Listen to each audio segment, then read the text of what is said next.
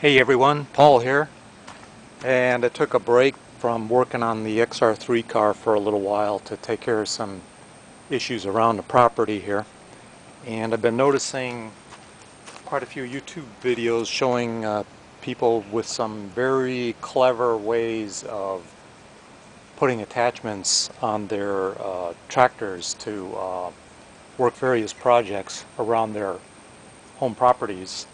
So I got to looking at my tractor here, which is a Massey Ferguson 1705. It's a GC 1705 with a front end loader, and wanted to make some attachments for picking up brush and tree trimmings and branches and such around the house and around the property here. And I came up with a very simple fork arrangement here that's made out of 4x4 posts and a 2x10, and I arranged it so that it's very easy to install on the tractor. And I can show you how that works here real quick. It's very simple.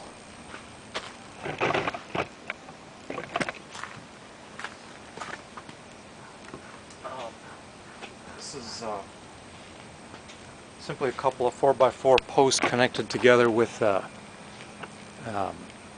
some bolts and some lag screws, and I have some reinforcements that are actually just angle steel under the area where the fork leaves the bucket support. So that's just for added support. This isn't meant to hold a lot of weight.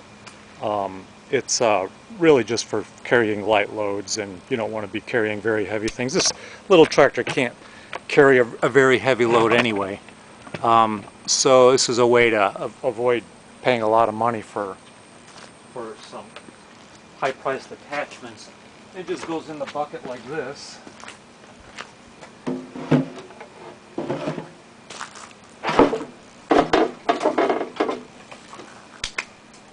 And then I have a couple of threaded holes in the bucket to secure the forks with a couple of bolts.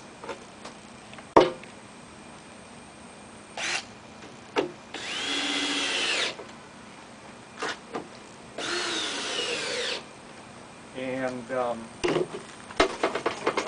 that's it. It's solidly attached to the bucket, and you can see that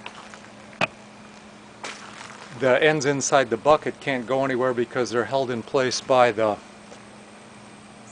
2x10 board, and then the forks are also solid, at least as solid as they can be for wooden forks, but for my purposes it'll work just fine.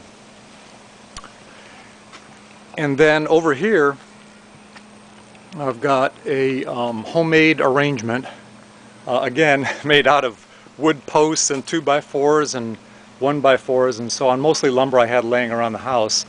That is a kind of a grapple hook. It's a restraining item, and I really had no need for spending what I saw was $2,000 to $3,000 for an entire hydraulic grapple hold down setup that actually applies thousands of pounds of force. I really don't need that.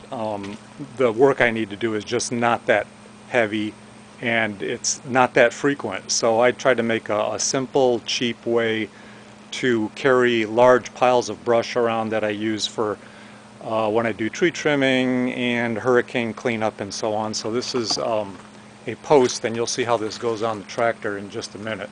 A post with a lever arm on it. This side of the lever arm is a kind of a grapple hook that holds the load, and this side of the lever arm is moved up and down by a threaded rod that is run by a simple little electric motor that you can see right here. And actually that thing is a blower motor out of an '88 Dodge Caravan that I had laying around the garage. So I just grabbed it to see if it would work, to see if it would turn the screw. And it does, seems to do a decent job. Doesn't have a lot of torque, but it gets the job done. And I tried to make this, again, simple to install, such that it's easy for one person such as myself to do it. And that attaches to the fork assembly that I just showed you.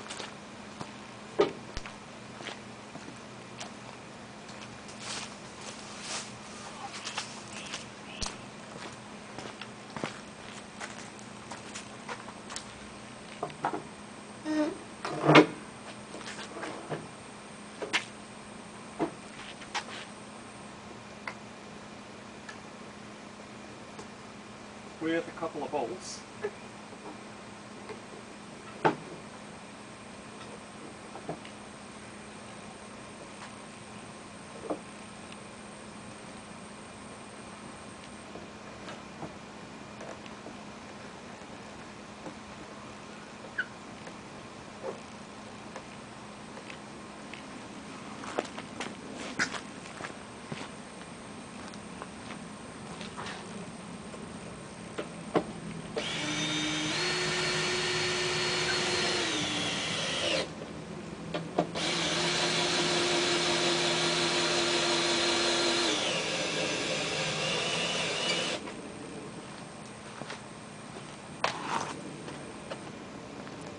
And then we've got a simple little electrical wire hook up here that I use to give power to the motor from the battery.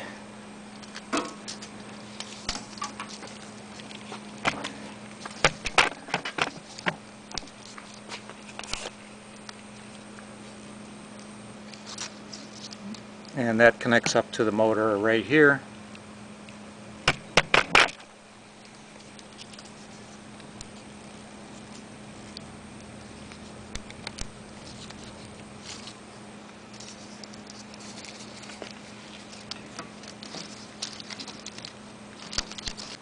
So when you hook up the connector, the electrical connector properly, and you flip the switch here on the joystick, the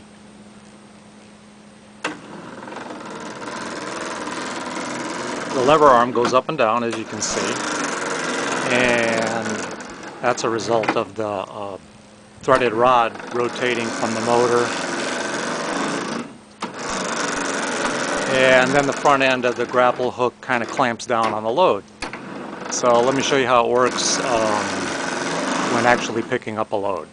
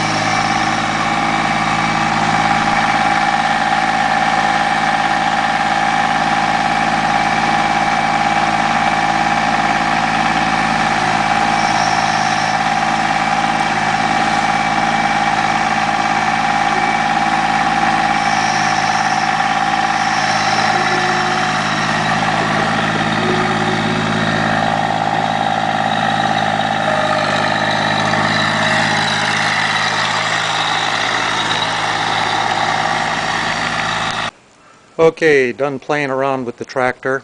I took the attachments back off. Just wanted to show you a little bit more detail on this mechanism here. It's like I said before, simply a motor hooked up to a threaded rod. The assembly is anchored by that bearing block there. I think it's also called maybe a pillow block. And we've got these rubber bushings here to allow the movement back and forth as this lever arm swings through its arc, so the threaded rod can move back and forth as the movement goes through its travel. And this whole assembly can swing within these two pieces of wood here. It's all made with simple wood pieces.